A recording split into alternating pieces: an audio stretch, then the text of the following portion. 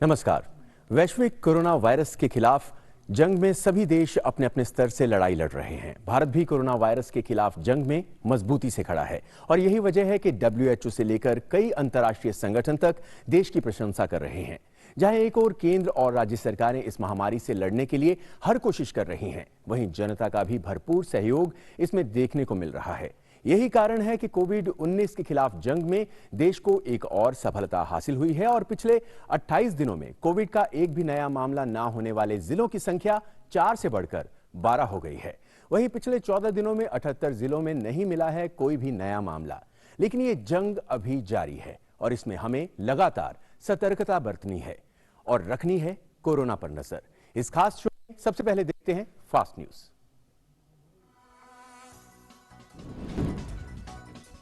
देश में कोविड-19 के सक्रिय मामलों की संख्या 17,610। अब तक 718 लोगों की मौत, 4,748 मरीजों को इलाज के बाद मिली छुट्टी। कोरोना संक्रमित दूसरे व्यक्ति के ठीक होने के बाद त्रिपुरा बना तीसरा कोरोना वायरस मुक्त राज्य। गोवा और मणिपुर पहले ही हो चुके हैं कोरोना वायरस मुक्त। प्रधानमंत्री नरेंद्र मोदी ने सिंगापुर के प्रधानमंत्री ली सिएन लुंग के साथ की फोन पर बात। कोविड-19 महामारी को लेकर हुई चर्चा। सिंगापुर में भारतीयों का ख्याल रखने के लिए पीएम मोदी ने पीएम लुंग को कहा शुक्रिया।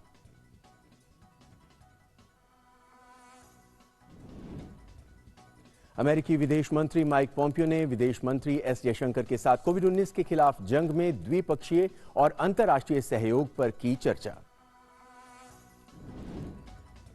ब्रिटेन में कोरोना वायरस वैक्सीन का मानव परीक्षण हुआ शुरू। ऑक्सफोर्ड विश्वविद्यालय में 2 लोगों को दी गई वैक्सीन। वैज्ञानिकों को सकारात्मक नतीजे आने की उम्मीद।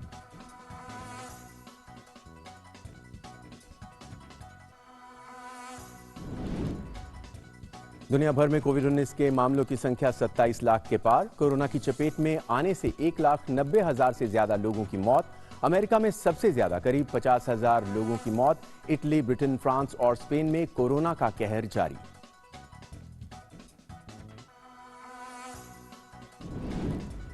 अमेरिकी प्रतिनिधि सभा ने कोरोना के कारण डूब रही देश की अर्थव्यवस्था में जान फूंकने के लिए $484 अरब के राहत बिल को दी मंजूरी।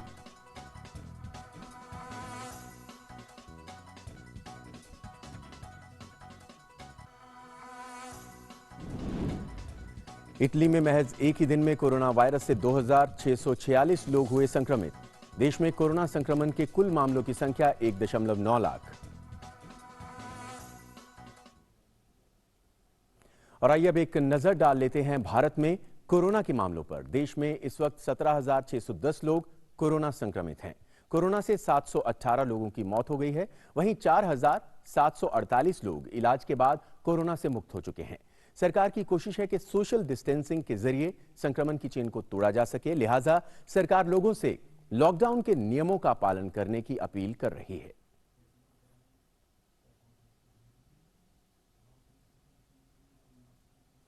और अब बात करते हैं कोरोना के खिलाफ ग्राउंड जीरो स्थिति की।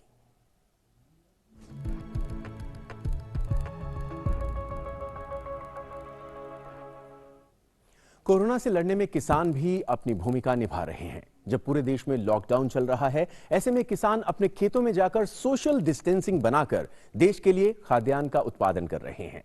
मेरठ से ग्राउंड जीरो से अनुज यादव की ये रिपोर्ट। खेतों में गेहूं की कटाई, आलू की खुदाई और गन्ने की छटाई करते ये किसान सोशल डिस्टेंसिंग का पूरा पालन करते हुए काम कर रहे हैं। इन्हें भी मालूम है कि कोरोना से लड़ना है तो दूरी बनाकर रखनी ही होगी। गांव में हम कपड़े से, गमछे से मुंह ढक के अपना सुरक्षा रखते हैं और जो मजदूर लोग हैं वो भी कपड़े से मुंह बांध के 1-1.5 मीटर की दूरी पर बैठ के काम कर रहे हैं। और जो गाइडलाइन सरकार ने हमें दी हैं उनके अनुसार पूरा काम किया जा रहा है और सरकार का जो भी आदेश है उसका पालन किया जा रहा है। गन्ने की छिलाई चल रही है और हम आपस में बहुत दूरी रखते हैं, डिस्टेंस बना के रखते हैं और कोरोना के ज़्यादा से ज़्यादा बचाव हम चाहते हैं कि मोदी जी जितना हमारे वो कर रहे हैं हम भी उनका उतना ही साथ दें। किसान की फसल काटने, बोने का एक अनिश्चित समय होता है, इसलिए सरकार ने किसानों को खेतों में काम करने की छूट दी है। ऐसे में किसान न सिर्फ दूरी बनाकर रखते हैं बल्कि साफ सफाई, हाथों को धोना, मुंह पर गमछा पहनना, यहां तक कि सैनिटाइजर का उपयोग भी कर रहे हैं। ये किसान न सिर्फ खेतों में बल्कि अपने घरों में भी सोशल डिस्टेंसिंग का पूरा पालन कर रहे हैं। किसान इस बात के लिए भी सरकार को धन्यवाद दे रहे हैं कि किसानों को खेती करने की न सिर्फ छूट दी है बल्कि सरकार उनकी फसल की भी खरीद कर रही है।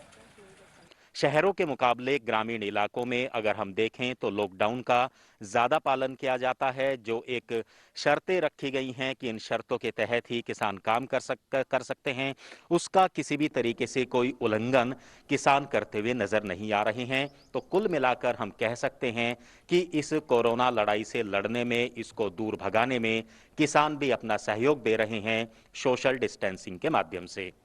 मेरी सहयोगी संगीता श्रीवास्तव के साथ अनुज यादव, डीडी न्यूज, मेरठ। तो देश कोरोना महामारी के संकट से जूझ रहा है। स्वास्थ्य विभाग के कर्मचारी दिन रात ड्यूटी पर लगे हैं, लेकिन पिछले दिनों देश के कुछ हिस्सों में उन पर हमलों की खबरें आई थीं। केंद्र की मोदी सरकार ने अब इन घटनाओं पर सख्त कदम उठाते हुए इनको गंभीर अपराध बना दिया है और गंभीर मामले में 7 साल जेल का प्रावधान किया गया है। डॉक्टरों ने मोदी सरकार के इस कदम का स्वागत किया है। डॉक्टरों और चिकित्सा कर्मियों पर हमला करने वालों को अब 7 साल की जेल होगी। मोदी सरकार देश में डॉक्टर्स और चिकित्सा कर्मियों पर हो रहे हमले के खिलाफ जो अध्यादेश लेकर आई है वो अब लागू हो गया है। राष्ट्रपति रामनाथ कोविंद ने इस अध्यादेश को अपनी मंजूरी दे दी है।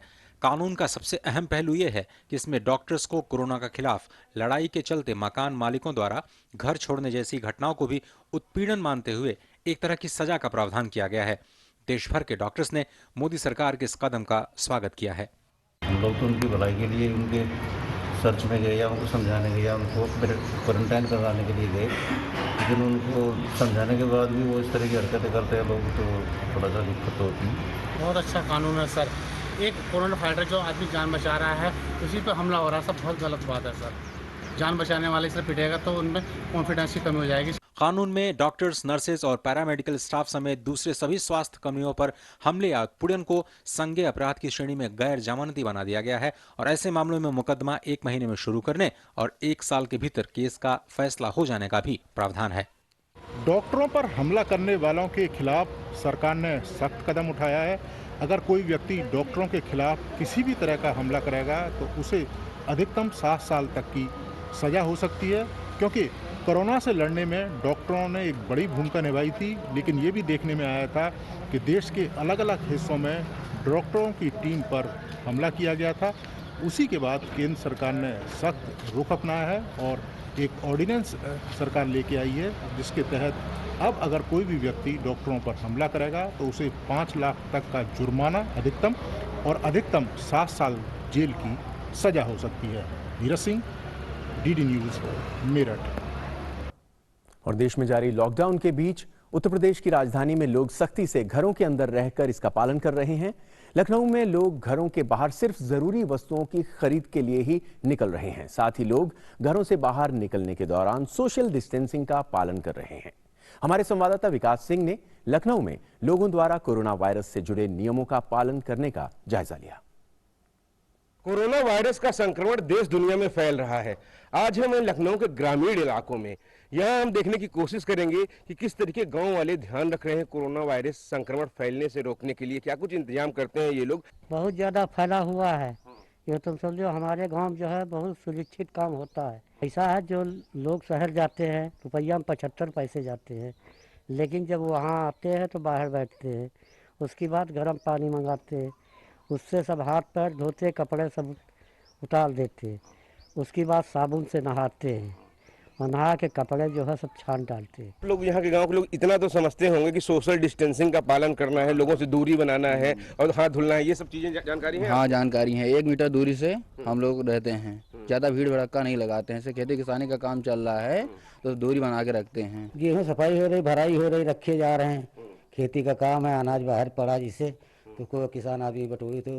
और दूसरी बात, अब किसान देहात में अगर नहीं करेगा तो करेगा क्या? जरूरी कपड़ा है, कोई वायरस जो है तो किसी का भाप लगे किसी के नहीं, तो अपन दूरी से अपन काम कर रहे हैं खेती बाड़ी का और आप कपड़ा बांधे हैं। कपड़ा बांधे बहुत संक्रमण, इसे आप मुस्का लगा है, कोई कैसे लगा है, तो हम लोग दूर रहे। किसान आदमी मजबूरी है तो गेहूँ अनाज है, बदली है, तो इसीलिए आप लोग जो है धो काम कर रहे हैं खेती का। तो गांव के लोग भी सावधानी जानते हैं कोरोना से बचाव ही असली सुरक्षा है और इस सुरक्षा को लेकर सभी लोग सजग हैं। काम धाम तो होते हैं लेकिन उन काम धामों में लोग दूरी बनाकर, मुंह पे कपड़ा बांधकर और हाथ धोने की सलाह देकर काम चला रहे हैं और इस जंग में सहभागिता कर रहे हैं। कैमरामैन दिनेश सिंह के साथ विकास सिंह, डीडी न्यूज, लखनऊ। और कोविड-19 के प्रकोप के बीच भी कुछ राज्यों से अच्छी खबरें आ रही हैं। आइए देखते हैं ये गुड न्यूज।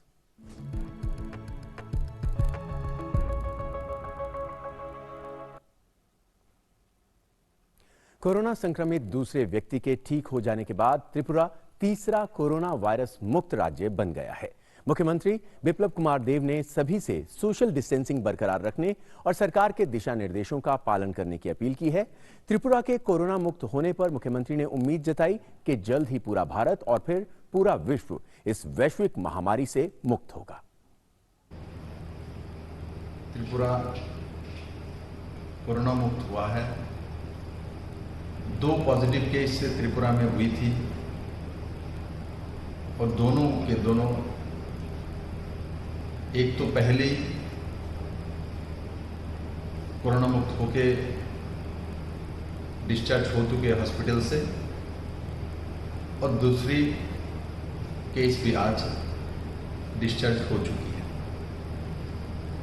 मैं इसमें पहले माननीय प्रधानमंत्री जी को बहुत बहुत धन्यवाद देता हूं त्रिपुरा वासियों की तरफ से कि आपने जो मार्गदर्शन पूरे देशवासियों को, दुनिया को दिखाया, उसी दिशा को सामने रखे त्रिपुरा की जनता ने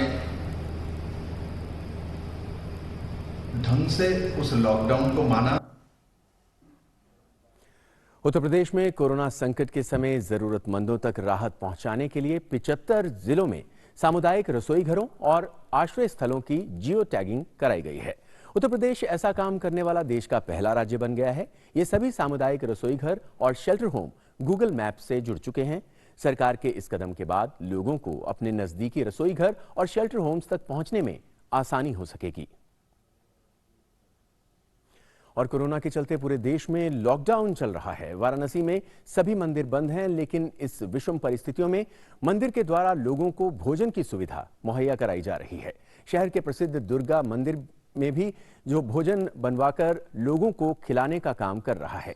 इसका जायजा लिया हमारे संवाददाता हरिकेश ने। बनारस का प्रसिद्ध दुर्गा मंदिर है, जो आम समय में यहाँ पर हजारों की संख्या में श्रद्धालु आते हैं, लेकिन लॉकडाउन चल रहा है और मंदिर बंद कर दिया गया है।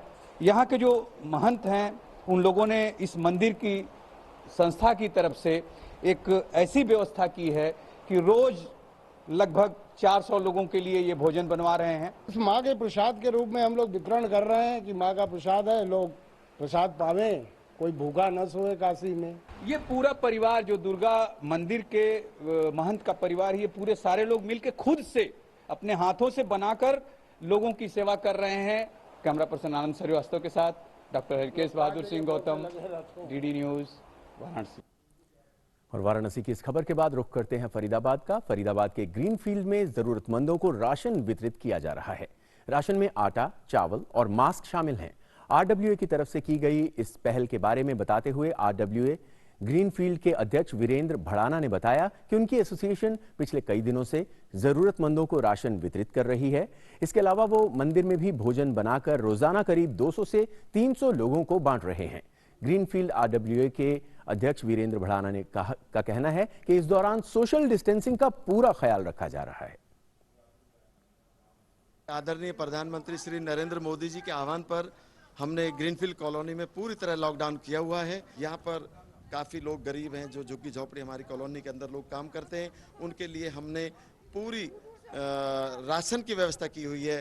दाल, चावल, आटा, सभी चीज़ों के लिए तकरीबन 1000 लोगों को हमने अब तक राशन बांट दिया है और अभी 1000 लोगों के लिए राशन हमने खाना भी बनवाया, जो मंदिर कमेटी के द्वारा और मिलकर एसोसिएशन के द्वारा हमने वहाँ पर लंगर भी शुरू किया है। वहाँ काफ़ी लोग आते हैं। प्रधानमंत्री नरेंद्र मोदी ने सिंगापुर के प्रधानमंत्री ली सियन लुंग के साथ कोरोना वायरस महामारी पर चर्चा की। प्रधानमंत्री ने बातचीत के बारे में बताते हुए ट्वीट किया, जिसमें प्रधानमंत्री ने कहा कि कोविड-19 महामारी पर प्रधानमंत्री ली सियन लुंग के साथ विचारों का आदान प्रदान किया। सिंगापुर में भारतीय नागरिकों का साथ देने और उनकी देखभाल के लिए धन्यवाद दिया। भारत सिंगापुर रणनीतिक साझेदारी कोविड के बाद दुनिया में स्थिरता और समृद्धि में अहम भूमिका निभा सकती है।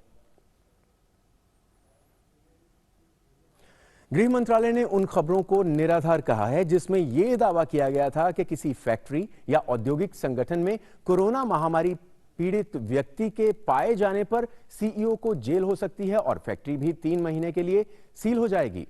गृह मंत्रालय ने स्पष्ट किया कि इस तरह का कोई दिशा निर्देश नहीं है।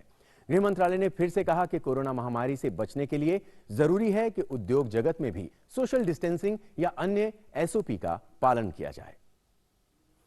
आज राष्ट्रीय पंचायती राज दिवस है, जिसे लॉकडाउन की वजह से इस साल डिजिटल रूप से मनाया जा रहा है। इस मौके पर पीएम मोदी आज पंचायत के साथ वीडियो कॉन्फ्रेंसिंग के जरिए संवाद करेंगे। पीएम ई स्वराज पोर्टल और मोबाइल ऐप लॉन्च करेंगे। ई पोर्टल पंचायती राज मंत्रालय की एक नई पहल है जो ग्राम पंचायतों को अपनी ग्राम पंचायत विकास योजना को तैयार करने और क्रियान्वयन के लिए एकल इंटरफेस प्रदान करेगी। ग्रामीण और पंचायती राज मंत्री नरेंद्र सिंह तोमर ने राष्ट्रीय पंचायती राज दिवस के मौके पर बधाई दी है। पंचायती राज मंत्रालय सेवाओं और सार्वजनिक वस्तुओं के वितरण में सुधार के लिए बेहतर कार्यों को मान्यता और पंचायतों को प्रोत्साहन देने के तहत देश भर में सबसे अच्छा प्रदर्शन करने वाली पंचायतों या राज्यों या केंद्र शासित प्रदेशों को पुरस्कृत करता है। और अब देखते हैं कि दुनिया भर में कोरोना से क्या है हाल।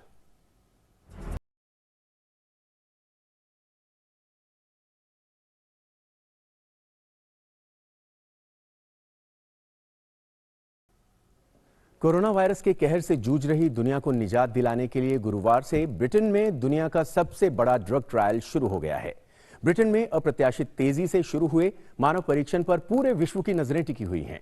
वैज्ञानिकों ने परीक्षण में सफलता की 80% संभावना व्यक्त की है। ब्रिटेन में 165 अस्पतालों में करीब 5000 मरीजों का 1 महीने तक और इसी तरह से यूरोप और अमेरिका में सैकड़ों लोगों पर इस वैक्सीन का परीक्षण होगा। ऑक्सफोर्ड यूनिवर्सिटी के संक्रामक रोग विभाग के प्रोफेसर पीटर हार्बी ने कहा कि यह दुनिया का सबसे बड़ा ट्रायल है। प्रोफेसर हार्बी पहले इबोला की दवा का ट्रायल का नेतृत्व कर चुके हैं। ब्रिटेन में कोरोना से अब तक 18,791 लोगों की जान जा चुकी है और करीब 1,40,000 लोग संक्रमित हैं। दुनिया भर में कोरोना संक्रमण के मामले तेजी से बढ़ रहे हैं। कोरोना से संक्रमित मामलों का आंकड़ा दुनिया भर में 27 लाख के पार जा चुका है। कोरोना के चलते अमेरिका में पिछले 24 घंटों में 3,176 लोगों की मौत हुई है। इसके साथ ही यहां पर मरने वालों की संख्या 49,804 हो गई है। यहां इस महामारी से 8.5 लाख से ज्यादा लोग संक्रमित हैं। फ्रांस में भी पिछले 24 घंटों में कोरोना से 516 लोगों की मौत हो गई है, जिससे देश में कोरोना से मरने वालों की संख्या 21,889 तक पहुंच गई है। वहीं यहां संक्रमित लोगों की संख्या 1,59,460 तक पहुंच गई है। स्पेन में कल कोरोना से 440 लोगों की मौत हो गई, जिससे देश में अब तक कोविड-19 से 22,157 लोगों की जान जा चुकी है। अमेरिका और इटली के बाद स्पेन दुनिया का तीसरा देश है जहां कोरोना वायरस से बड़ी संख्या में लोगों की मौत हुई है। स्वास्थ्य मंत्रालय के आंकड़ों के अनुसार देश में कोरोना वायरस से संक्रमण के मामले 2,13,024 के करीब हैं। इटली में कोरोना वायरस से पिछले 24 घंटों के दौरान 464 लोगों की मौत हो गई है। इससे देश में कोरोना से मरने वालों की संख्या 25,559 के करीब पहुंच गई है। वहीं इटली में कोरोना के 2,646 नए मामले सामने आए हैं, जिससे संक्रमित लोगों की संख्या 1,89,973 हो गई है। इटली में कोरोना से 57,576 लोग ठीक हुए हैं। अमेरिकी प्रतिनिधि सभा ने कोरोना से निपटने और देश की डूब रही अर्थव्यवस्था में जान फूंकने के लिए गुरुवार को $484 अरब के राहत बिल को मंजूरी दे दी। इस कानून के पारित होने के बाद छोटे उद्योगों, अस्पतालों और व्यापक परीक्षण के लिए धन मिल सकेगा। कोरोना वायरस के संकट से निपटने के लिए कांग्रेस द्वारा पारित ये चौथा विधेयक है। राष्ट्रपति डोनाल्ड ट्रंप ने इस कानून को जल्द ही मंजूरी देने का वादा किया है। अमेरिका में कोरोना संक्रमण के अब तक कुल 8,66,646 मामले सामने आए हैं, जिनमें 49,759 मरीजों की मौत हो चुकी है। विदेश मंत्री एस जयशंकर और अमेरिका के विदेश मंत्री माइक पॉम्पियो के बीच कोरोना वायरस के मद्देनजर द्विपक्षीय और अंतर्राष्ट्रीय मुद्दों पर बातचीत हुई। दोनों नेताओं के बीच कोरोना वायरस से निपटने के लिए दवा और चिकित्सा उपकरण आपूर्ति सुनिश्चित करने पर चर्चा हुई। वैश्विक महामारी कोविड-19 से निपटने के लिए विदेश मंत्री एस जयशंकर और अमेरिकी विदेश मंत्री के बीच बराबर बातचीत होती है।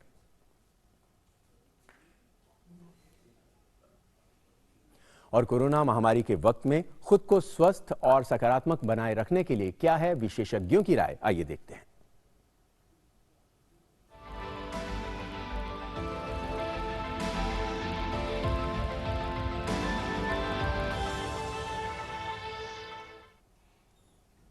देश भर में लॉकडाउन है और इस बीच खाद्य सामग्री की आपूर्ति की कोई कमी ना रहे, इसके लिए केंद्र सरकार ने संपूर्ण प्रयास किए हैं। लेकिन सब्जी और फल के इतर भोजन के अन्य विकल्प भी हैं जिन्हें अपनाकर आप अपने आहार को पोषण और सेहत से भरपूर बना सकते हैं। जानकारी दे रही हैं अंजलि बख्शी।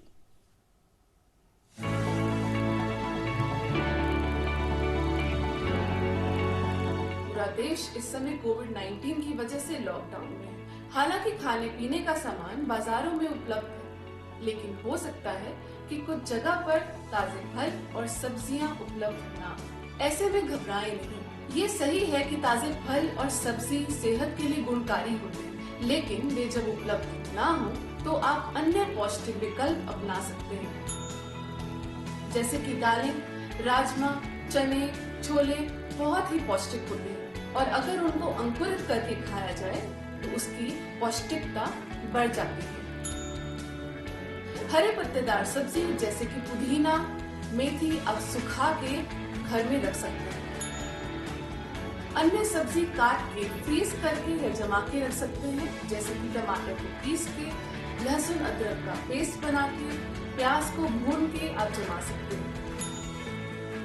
दलिया या ओट्स को आप पानी या दूध में पका के नाश्ते में खा सकते हैं।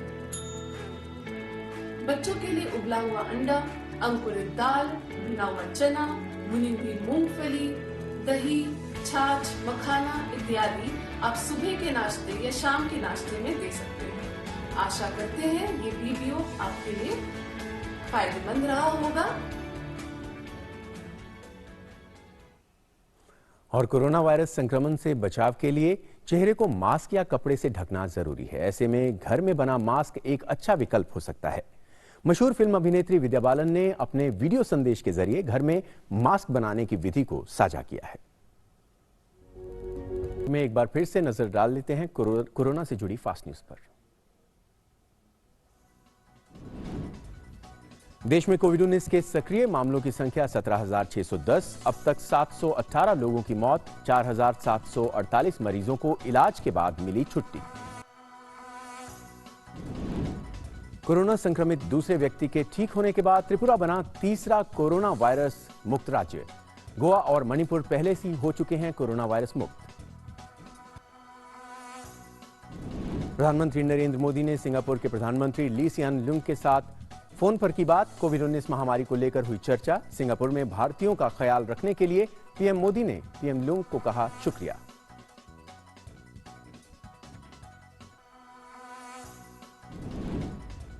अमेरिकी विदेश मंत्री माइक पॉम्पियो ने विदेश मंत्री एस जयशंकर के साथ कोविड-19 के खिलाफ जंग में द्विपक्षीय और अंतर्राष्ट्रीय सहयोग पर की चर्चा। ब्रिटेन में कोरोना वायरस वैक्सीन का मानव परीक्षण हुआ शुरू। ऑक्सफोर्ड विश्वविद्यालय में 2 लोगों को दी गई वैक्सीन, वैज्ञानिकों को सकारात्मक नतीजे आने की उम्मीद।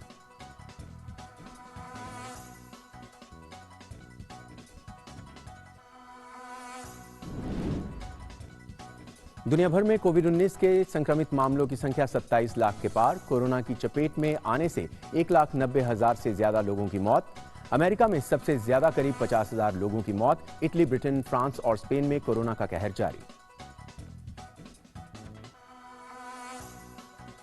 अमेरिकी प्रतिनिधि सभा ने कोरोना से निपटने और देश की डूब रही अर्थव्यवस्था में जान फूंकने के लिए $484 अरब के राहत बिल को दी मंजूरी।